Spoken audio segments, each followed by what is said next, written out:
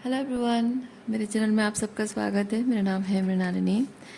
चलिए देखते हैं आज यूनिवर्स की तरफ से आपके लिए क्या मैसेज है।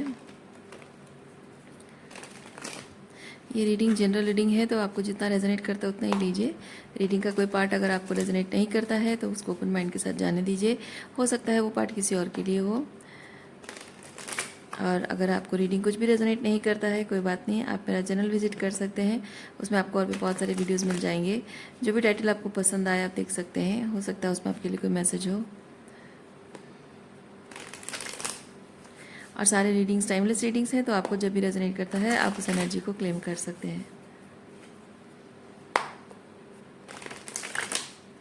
ओके, ओपन माइंड के साथ, ग्रैटिट्यूड के साथ, सरेंडर के साथ, अनकंडीशनल लव के साथ इस रीडिंग को देखिए। चलिए शुरुआत करते हैं। आपके लिए क्या मैसेज है देखते हैं।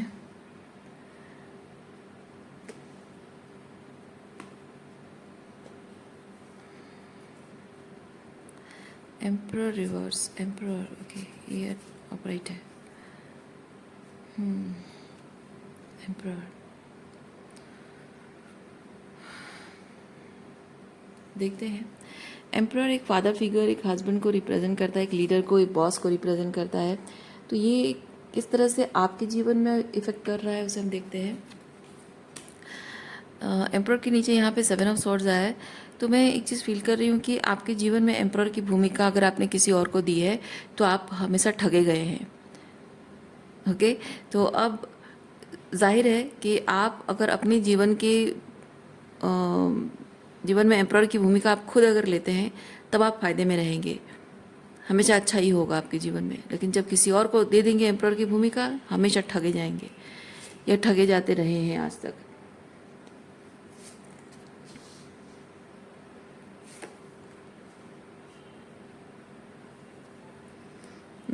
और ये चीज़ अब बचपन से आपके साथ हो रहा है। मे बी आपके खुद के फादर से शुरुआत हुई है ये चीज़। उन्होंने शायद अपने ईगो के लिए, अपने मतलब एक चीज़ होता है ना, यहाँ कौन ज़्यादा पावरफुल है, कौन ज़्यादा पावरफुल है वो साबित करना उनके लिए बहुत ज़्यादा ज़रूरी था। तो आपके घर परिवार में होता है कभी कभी फादर अपने बच्चों से भी कंपटीशन करते हैं। हालांकि बच्चों की तरफ से कोई थ्रेट नहीं होता है, लेकिन एक टॉक्सिक फादर जो होता है ना, उसको हमेशा अपना दबदबा बनाए रखना होता है घर में, ताकि सब लोग उसे डरते रहें, उसकी बात मानते रहें, उसके हिसाब से सब कुछ चलता रहे। तो उसके लिए वो बहुत ज़रूरी समझता है कि अपने बच्चों को डोमिनेट करके रखे, मारपीट करके डरा धमका कर रखे, अपनी पत्नी को, अपने छोटे भाई बहनों को, सबको डरा धमका कर रखे। वो मानसिकता होती है एक टॉक्सिक फादर में। तो घर से शुरुआत हुई है, आपके फादर से शुरुआत हुई है।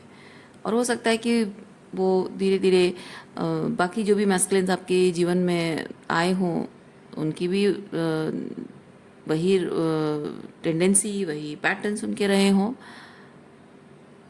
स्पेसिफिकली एम्परर में फादर के बाद हो सकता है कि आपके बिग ब्रदर आपके एम्परर बने हों, लाइक फादर फिगर, या फिर आपके हस्बैंड हो सकते हैं, आपके फादर इन लॉ हो सकते हैं, क्योंकि एम्परर पति को भी रिप्रेजेंट करता है। Basically that provider, protector. Okay, और किस तरह की एनर्जी देखते हैं।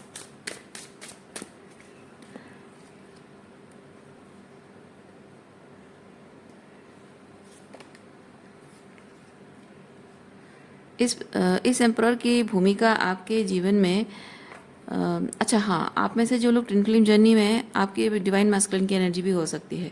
हालांकि एम्परर के वहाँ वो पेड़ के पीछे वहाँ पे ग्रहण लगा हुआ है, तो मैं फील कर रही हूँ कि आपका जो डिवाइन मैस्कुलिन, भले ही वो आप ट्विन फ्लेम जर्नी में हो, इसीलिए वो आप नाम के उसे डिवाइन मैस्कुलिन बोलते हो, लेकिन उसकी डिविनिटी पे ग्रहण लगा हुआ है, तो वो टॉक्सिक मैस्कुलिन अभी हो सकता है।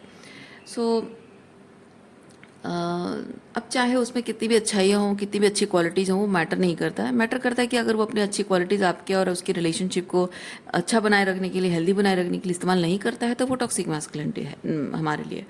सो मैं यहाँ पे देख रही हूँ कि ये आपका जो एम्परर है, ये एम्परर आपको मिक्स सिग्नल देता है। देखिए 9 है, तो 9 ऑफ सॉर्ट्स भी देता है, 9 ऑफ कप्स भी, यानी कि आपको कभी कभी वो बहुत प्यार देता है, आपको फील कराता है कि ये पर्सन मेरे लिए मेरा विश फुलफिलमेंट है। और कभी कभी आपको ऐसा एहसास दिलाता है कि जैसे आपके लिए वो नाइटमेयर बन गया है। तो आप कभी उसके लिए फील करते हो कि यार मैं नाइटमेयर दे रहा है, ये मेरी ज़िंदगी हेल बना रहा है। और कभी आपकी ज़िंदगी में खुशियाँ ही खुशियाँ भर रहा है, जैसे कि आप हमेशा से सपना देखते थे और ये वही वही पर्सन है।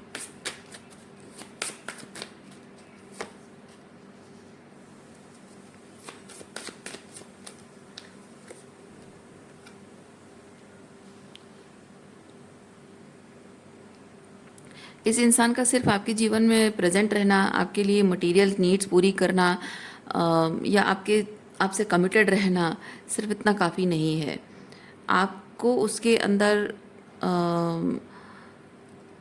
वो क्वालिटीज़ नहीं दिखती हैं जो एम्प्रर में होनी चाहिए, यानी कि आप ट्रूली जो एम्प्रेस हैं, तो एम्प्रेस ट्रीटमेंट देने वाला एम्प्रर ही हो सकता है, और कोई नहीं हो सकता, कोई और नहीं हो सकता है। तो उसके अंदर वो एनर्जी होनी चाहिए, वो रेस्पेक्ट, मतलब आपको उस रेस्पेक्ट की नज़र से देखे, आपकी ग्रेसफुल फेमिनिन एनर्जी की रेस्पेक्ट करे, और डिग्निटी मेंटेन करना। तो ये वो सारी चीज़ें, वो अलाइनमेंट आपकी और उसकी नहीं है। तो इस पर्सन का कहना ये हो सकता है कि मैं तुम्हें सब कुछ प्रोवाइड करता हूँ, सब कुछ देता हूँ, तो तुम्हें क्या कमी है। लेकिन जिस चीज़ की कमी है वो है सम्मान, प्यार, अपनापन है, विश्वास है। और शायद आप ऑथेंटिकली जैसे हैं वैसे आप वो उसे तकलीफ़ हो रही है, आपको अपनाने में उसे दिक्कत हो रही है। और उसकी वजह से आप दोनों के बीच में एक अनकही सी दूरी आप दोनों के बीच में है, जो कि वो मटेरियल चीज़ों से भरने की कोशिश करता है।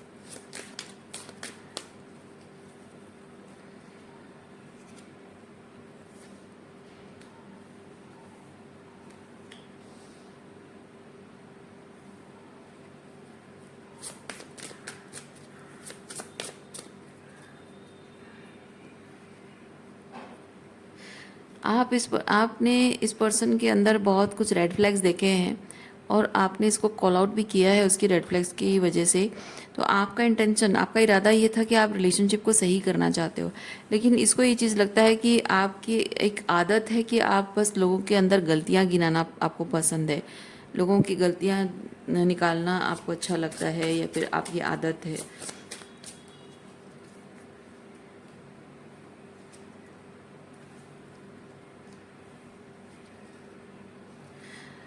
ये पर्सन आपसे, देखिए आपके प्रति उसके मन में फीलिंग्स तो है, प्यार तो है, लेकिन प्यार होना काफ़ी नहीं है। क्योंकि यहाँ पे मैं ये चीज़ फील कर रही हूँ कि विद दिस 6 ऑफ वॉन्ड्स, ये इस पर्सन का आपके साथ रिलेशनशिप में रहना जैसे हमेशा एक लड़ाई की तरह है, जीत है हमेशा।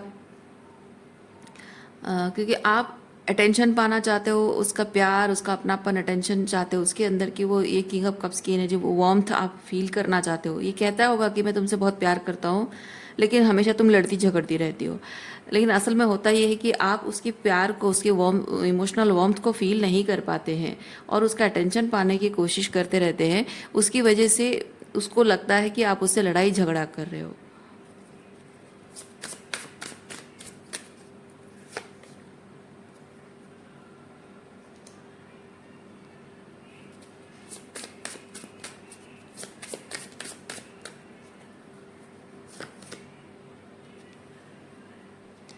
देखिए, ये जो इमोशनल कनेक्टिविटी आप दोनों के बीच में नहीं है, तो एक चीज़ ये होता है कि जब ये इमोशनली आपसे जब वो क्वीन ऑफ कप्स की एनर्जी उसको नहीं मिलती है, तो यहाँ वो दूसरे ऑप्शंस एक्सप्लोर करने लग जाता है। और आपको जब उसकी किंग ऑफ कप्स की एनर्जी नहीं मिलती है, तो आप यहाँ 6 ऑफ कप्स के साथ उस पर्सन को मिस करने लग जाते हो। उसके वो पहले जैसे वो प्यार जताता था, और वो प्यार, अपनापन जताना, आपको खुश रखना, आपकी खुशी का ख्याल रखना, ये जो चीज़ें, अच्छी अच्छी चीज़ें आपके रिलेशनशिप में हुआ करती थी, वो चीज़ें आप मिस करते रहते हो। लेकिन हाँ, ये चीज़ भी है कि वो वो जो 9 ऑफ कप्स की एनर्जी आपके रिलेशनशिप में थी, उस चीज़ को आप यहाँ उसके अंदर टटोलने की कोशिश भी करते हो कि आज भी वो पहले जैसे मुझे खुश रखता था, प्यार करता था, आज भी वैसे मुझसे प्यार करता है या किसी और से प्यार करता है, वो टटोलने की कोशिश भी आप करते हो।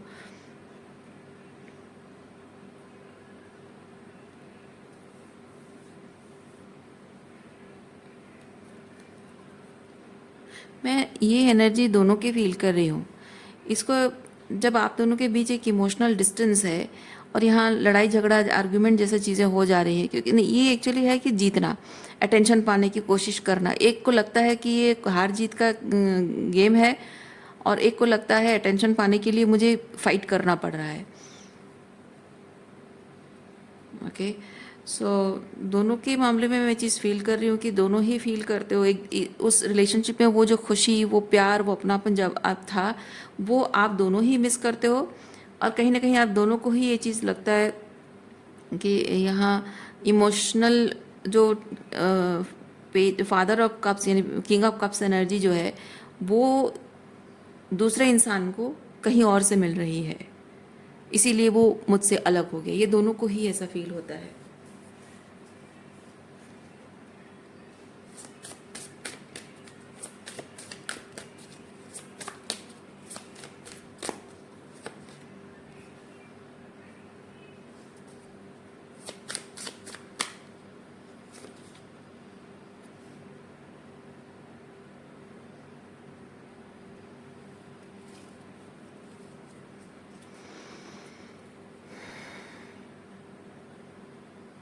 जैसे मैंने कहा यहाँ 6 ऑफ कप 7 ऑफ कप्स के साथ कि दूसरा ऑप्शन एक्सप्लोर करना, दूसरे लोगों के साथ कनेक्ट करने की कोशिश करना। हो सकता है कि उसने आपके साथ रिलेशनशिप में जो डिस्टेंस आ गई है या ब्रेकअप हो गया हो, तो ये दूसरा ऑप्शन एक्सप्लोर करने की उसने कोशिश भी की है, दूसरी जगह मन बहलाने की उसने कोशिश भी की है। और आपने भी शायद दूसरी जगह मन बहलाने की कोशिश की है कि हाँ, यहाँ तो बात नहीं बन रही है, यहाँ वो खुशी नहीं है, वो प्यार, वो अपनापन है नहीं, तो दूसरी चीज़ों में मैं मन लगाऊं, खुश रहने की कोशिश करूं। तो बाकी सारी चीज़ें होती है, वो अपने आप होती रहती हैं। लेकिन ये जो एक 9 ऑफ वॉन्ड्स है, 9 ऑफ वॉन्ड्स मुझे ये चीज़ बताता है कि आप हर हाल में इस पर्सन के हालांकि ब्रेकअप हुआ है या नहीं मुझे नहीं पता, यहाँ वैसा कुछ एनर्जी है नहीं, तो मैं फील कर रही हूँ कि एक नो कांटेक्ट में चले गए होगे आप दोनों। ब्रेकअप वाला कोई कार्ड तो है नहीं, तो नो कांटेक्ट में भी अगर गए होगे तो एक जिद है, दोनों की एक जिद है, दोनों के स्वाभिमान को ठेस पहुंची है और दोनों ही जिद पे अड़े हुए हैं कि अगर इस रिलेशनशिप को ठीक करना है तो सामने वाले को आगे आना पड़ेगा। और दूसरा चीज़ मैं ये देख रही हूँ कि आप दोनों नो कांटेक्ट में होकर भी दूसरे जगह अपने मन बहलाने की कोशिश कर रहे हो, अपना मन डिस्ट्रैक्ट करने की कोशिश कर रहे हो, फिर भी एक दूसरे की तरफ ही आप दोनों का ध्यान है, क्योंकि वर्ल्ड कार्ड ये बताता है ना, घूम फिर कर आप वहीं सेंटर हो जाते हो। दोनों का ये मुझे मुझे ये आप दोनों की एनर्जी फील हो रही है। आपको शायद ये चीज़ लगता होगा कि आपका पर्सन आपके बारे में सोचता नहीं है, वो भी सोचता है। हाँ, हो सकता है कि आप जिस तरह से चीज़ों को देख रहे हो वो उस तरह से नहीं देख रहा है, लेकिन फील दोनों सेम चीज़ करते हैं। ओके,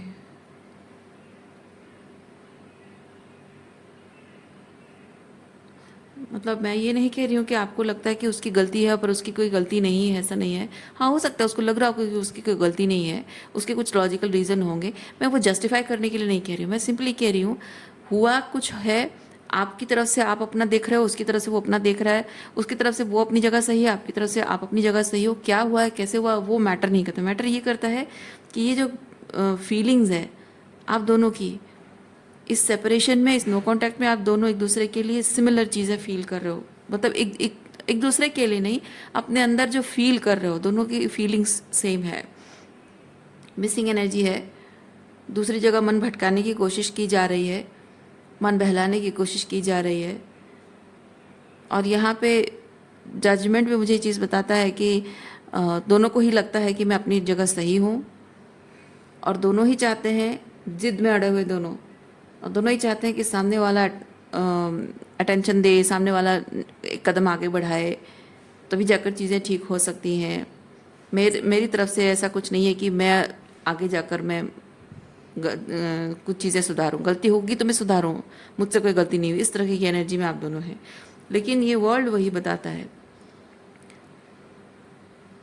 क्योंकि दुनिया गोल है। आप दोनों आप दोनों इस रिलेशनशिप के अलग अलग छोर पे हैं। आप दोनों को लगता है, देखिए मैं क्या कह रही हूँ, ये जैसे ये सर्कल है, आप दोनों को लगता है कि आप यहाँ वो यहाँ है, अलग अलग छोर पे हैं, पर असल में क्या है पता है, आप दोनों यहाँ सेंटर में हैं। वो घूम फिर कर सारी दुनिया घूम लेता है, लेकिन आके सेंटर में पहुँचता है और वहाँ वो आपको फील करता है। और आप भी वही करते हो। उसको छोड़कर जाने की, लेट गो करने की, डिटैच होने की, रिलीज़ करने की कितनी भी कोशिश कर लो, कितनी जगह आप अपना मन बहलाने के लिए अलग अलग चीज़ें, एक्टिविटीज़ कर रहे हो, कुछ भी कर रहे हो, लेकिन घूम फिर कर at the end of the day, when everything gets silent, when you come along with your own self, there is nobody, तो आपके ख्यालों में वो आता है, उसके ख्यालों में आप आते हो, आपके ख्याल में वो आता है। सो मैं वो चीज़ फील कर रही हूँ, आप दोनों भले ही फिज़िकली अलग हैं, लेकिन ये अलग अलग छोर पर नहीं है, एक ही जगह पे एनर्जेटिकली आप दोनों ये किंग ऑफ कप्स की एनर्जी में हैं। और देखिए ना, ये सब चीज़ें, ये जितने कार्ड्स हैं, ये सब आप दोनों की एनर्जी है। ये सारे के सारे जो कार्ड्स हैं, ये सब आप दोनों की एनर्जी है। ओके, सो बेसिकली आप दोनों ही सेम पेज पे हैं, सेम एनर्जी में हैं। तो ऐसा लग रहा है जैसे एक दूसरे को मिरर कर रहे हैं आप दोनों। बस शरीर देखने को अलग है, एक मेल बॉडी, एक फीमेल बॉडी है, और दोनों का चेहरा अलग है, लेकिन एनर्जेटिकली, स्पिरिचुअली, एनर्जेटिकली दोनों एक दूसरे को मिरर कर रहे हो, मिरर रिफ्लेक्शन हो एक दूसरे का। अब सवाल ये उठ रहा है कि कौन सही है, कौन गलत है, कौन इस सिचुएशन के बारे में एक फ़ैसला कर रहा है, और कौन फैसला करना मतलब एंड कर देना, रिलीज़ कर देना, डिटैच हो जाना, निकल जाना यहाँ से, और कौन है जो उस चीज़ को होने से रोकने के लिए कदम आगे बढ़ाएगा और चीज़ों को ठीक करने की कोशिश करेगा। ये शायद आप दोनों के मन में चल रहा है ये बात। मतलब मैं नहीं कह रही हूँ कि सवाल ऐसा है, मैं कह रही हूँ कि आप दोनों के मन में ये चीज़ चल रहा है।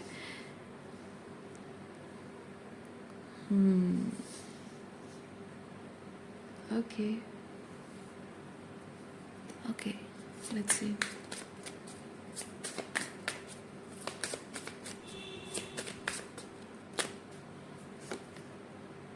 व्हील ऑफ फॉर्चून,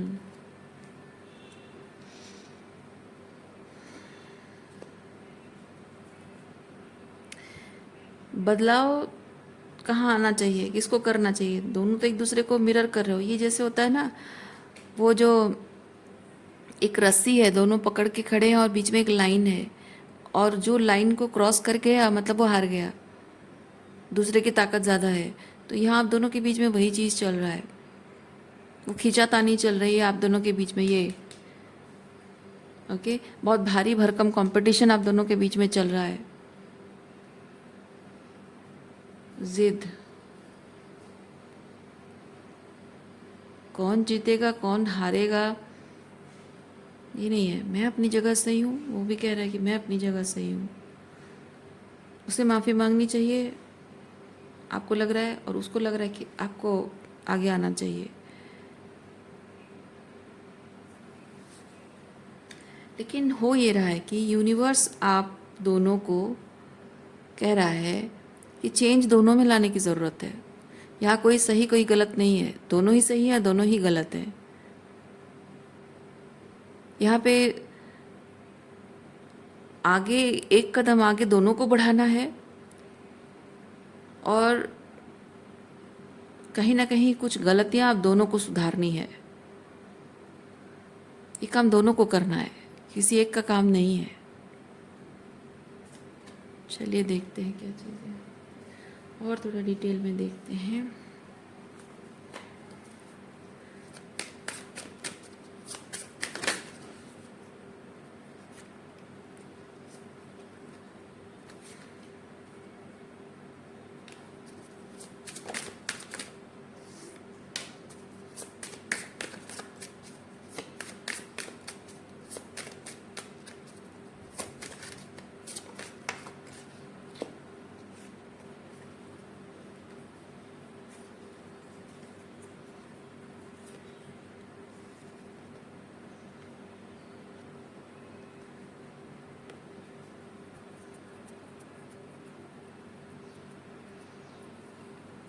चैरियट,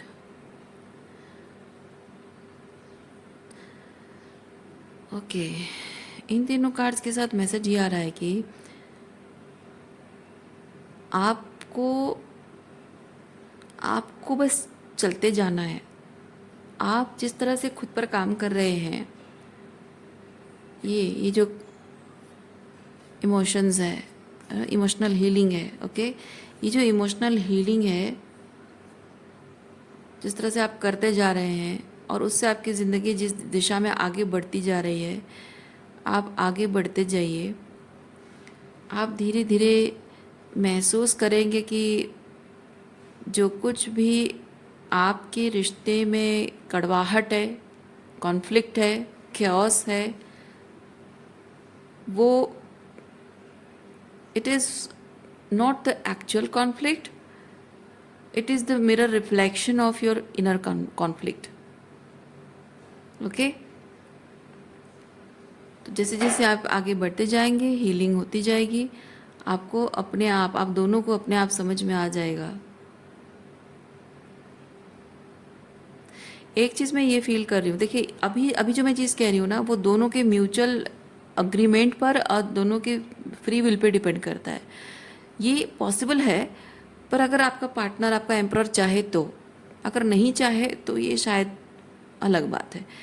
तो यहाँ पे हो ये सकता है कि अगर आप दोनों डिटरमाइंड हैं with the S of swords कि आप सामने वाले को चाहते हो, लेकिन आपका ऐसा मतलब दोनों का ऐसा होना चाहिए कि मैं क्लियर हूँ, मैं श्योर हूँ, मैंने डिसाइड कर लिया है कि अगर मुझे अपनी ज़िंदगी बितानी है, अपनी ज़िंदगी किसी के साथ गुजारनी है, तो मैं इसके साथ रहूँगा या इसके साथ रहूँगी।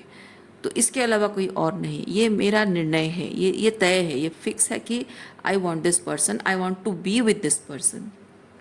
और जब मुझे साथ रहना ही है तो मैं इस दिन का इंतज़ार नहीं करूँगा या नहीं करूँगी कि कब इसके और मेरे बीच चीज़ें सही होंगी, परफेक्ट तरीके से अलाइन होगी, तभी जाकर हम एक होंगे।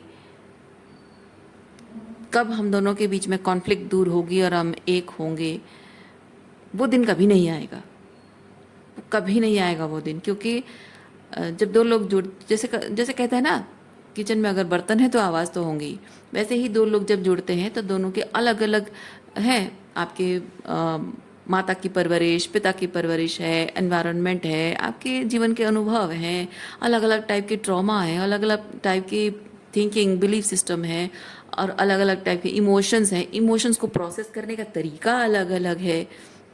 तो जाहिर सी बात है, तो कभी ना कभी किसी ना किसी बात को लेकर कुछ ना कुछ थोड़ा सा कॉन्फ्लिक्ट तो होगा ही। तो यहाँ अगर आप दोनों ये तय कर लें कि मुझे बस इसके साथ रहना है, हर हाल में मुझे इसका होके रहना है, और मैं इंतज़ार नहीं करूँगी सही समय का कि कब सब सही हो जाएगा, chaos एंड कॉन्फ्लिक्ट सब रिजॉल्व हो जाएगा, सब परफेक्ट तरीके से अलाइन हो जाएगा, हैप्पी हैप्पी मोमेंट्स आ जाएंगे रिलेशनशिप में, तब हम एक होंगे, वो कभी नहीं आएगा।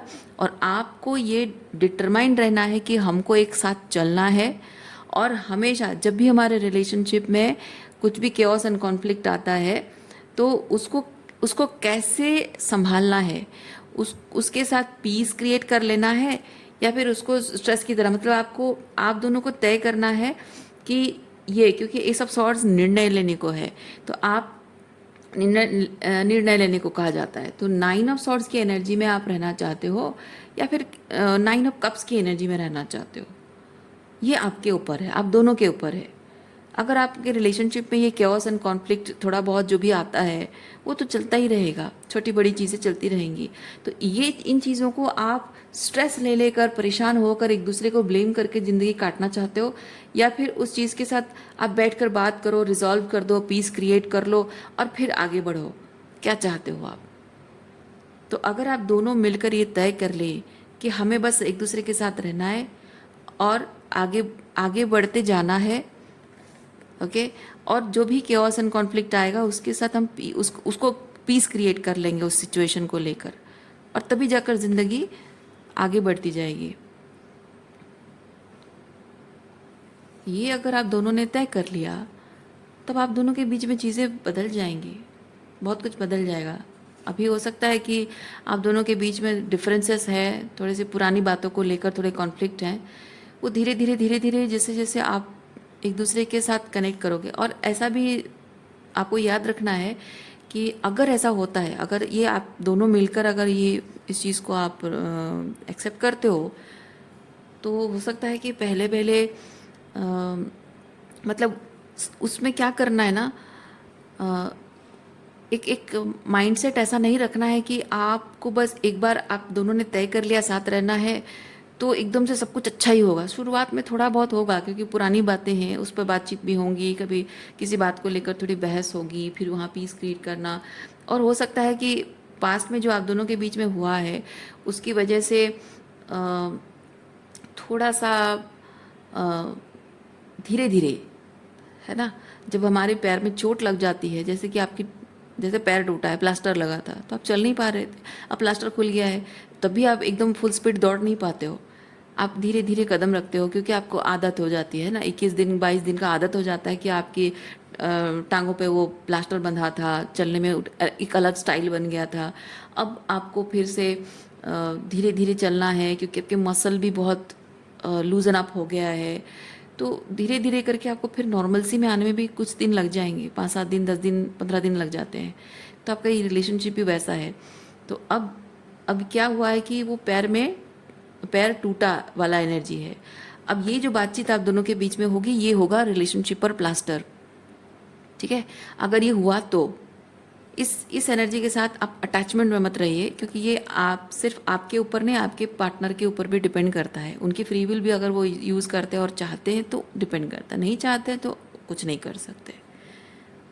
ओके, सो तो ये रिकन्सिलिएशन, ये बातचीत प्लास्टर की तरह है। अब वो प्लास्टर रहेगा कुछ दिन तक, यानी कि आप दोनों के बीच में कुछ दिनों तक थोड़ी सी डिस्कम्फर्ट रहेगा बिकॉज ऑफ पास्ट एक्सपीरियंसेस, वो इतनी आसानी से भुलाया नहीं जाता है। धीरे धीरे एक दूसरे के साथ जुड़कर चीज़ों को बेहतर तरीके से जानने की कोशिश करना, एक दूसरे को मौका देना, एक दूसरे की छोटी छोटी गलतियाँ जो आप माफ़ कर सकते हो, जाने दे सकते हो, उसको जाने देना, बहुत ज़्यादा ओवर रिएक्ट नहीं करना। और कुछ गलतियाँ जो आपको प्रॉब्लम क्रिएट करती है, बात करना उस चीज़ पर। तो इस तरह से धीरे धीरे करके वो जो प्लास्टर में जो रिपेयरिंग का टाइम होगा, फिर धीरे धीरे फिर जब वो प्लास्टर खुलना, यानी कि एक दूसरे पर फिर भरोसा कर पाना शुरू हो जाता है, चीज़ें थोड़ी थोड़ी ठीक हो रही हैं जैसा लगने लगता है, एक दूसरे के साथ कंफर्टेबल होने लगते हो। फिर उसके बाद भी थोड़ा थोड़ा धीरे धीरे, मतलब कहने का मतलब है कि धीरे धीरे चीज़ें आगे बढ़ती जाना। ओके, सो उस तरह से हो सकती है अगर आप दोनों मिलकर कोशिश करें तो।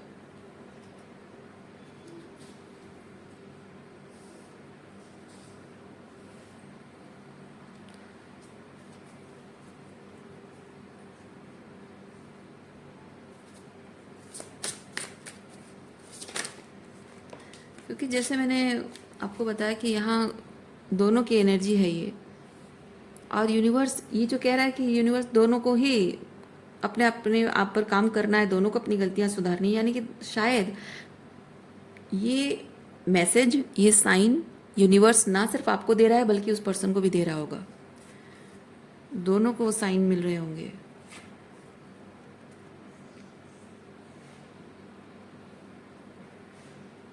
देखिए, कहीं ना कहीं दोनों को हीलिंग की ज़रूरत है और दोनों के अंदर बहुत सारे ट्रिगर्स, दोनों एक दूसरे को मतलब एक दूसरे के लिए हीलिंग एनर्जी भी है आप और एक दूसरे के लिए ट्रिगर भी हैं आप।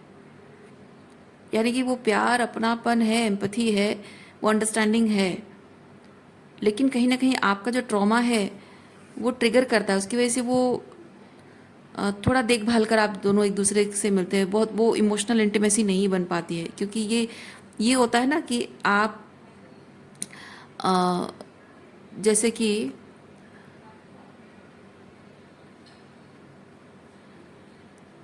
आप कोई सैंडल पहनने की कोशिश कर रहे हो, आपको बहुत अच्छा लगता है, बहुत प्यारा लगता है, और उसमें जैसे कि कुछ एक है जो चुभ रहा है ना, तो आप क्या करते हो जब भी वो पहनते हो, पहनने के वक्त तो ठीक लग रहा है, लेकिन चलते टाइम वो कुछ है जो पिन की तरह चुभ रहा है, तो क्या आप पहन पाते हो? नहीं। तो आपको करना क्या होता है, आपको ढूंढना होता है कि वो कौन सी जगह पे क्या चीज़ है जो चुभ रहा है, जो मुझे डिस्कम्फर्ट दे रहा है, उसको निकाल के फेंकना या उसको सही करना, मेंडिंग करना ज़रूरी होता है, राइट? तब उसके बाद आपका सैंडल सही तरीके से आपको कंफर्ट देने लग जाएगा। तो रिलेशनशिप में भी वही चीज़ है, जो प्यार, जो अपनापन, जो फीलिंग्स एक दूसरे के लिए है,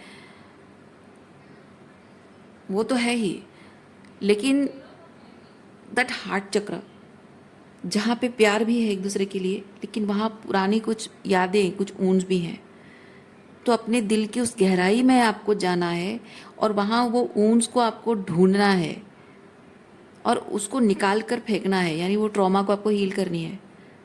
तो अब आपके दिल में, आपके हार्ट चक्र में सिर्फ वो लव रहेगा, ट्रॉमा नहीं रहेगा। ये चीज़ करना है आप दोनों को। आप करो, आपके पर्सन तो वो तो रीडिंग तो जाहिर सी बात है, वो नहीं देख रहे हैं, आप देख रहे हो, तो आप करो। अब वो करेंगे नहीं करेंगे वो उनके फ्री विल पर छोड़ दो आप। ओके, करते हैं ठीक है, नहीं करते हैं उनकी मर्ज़ी, लेकिन मेन चीज़ मैं फील कर रही हूँ कि यहाँ पे जो कुछ भी आपको मैसेज दिया गया है उसका समरी में ये चीज़ फील कर रही हूँ कि आपके लिए ये हीलिंग करना बहुत ज़्यादा ज़रूरी है, because you want to feel that true love, that unconditional love, and you are not able to, क्योंकि जब अनकंडीशनल लव आपके हृदय से निकल कर आ रही है तो कुछ ट्रॉमा भी साथ में अटैच्ड है, तो ना आप पूरे मन से प्यार दे पा रहे हो और ना पूरा मन से महसूस कर पा रहे हो, रिसीव कर पा रहे हो, तो आपका हील करना ज़रूरी है। It's for you.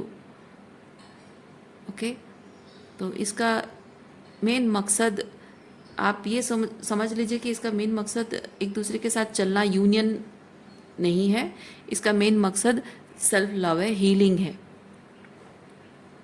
जितना चाहता, जैसे मैंने कहा कि ये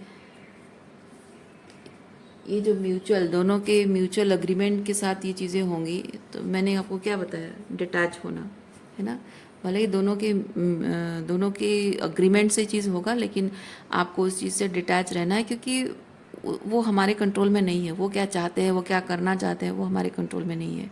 तो आप अपनी तरफ से अपनी कोशिश कीजिए, अपनी ही लिंक पर ध्यान दीजिए और बाकी ईश्वर के हाथ में छोड़ दीजिए। सो रीडिंग मैं यहीं पे रखती हूँ। उम्मीद करती हूँ इस रीडिंग से आपको कुछ क्लैरिटी मिली हो। मैं आपको नेक्स्ट रीडिंग में मिलते, अपना ख्याल रखिए, खुश रहिए, बाय।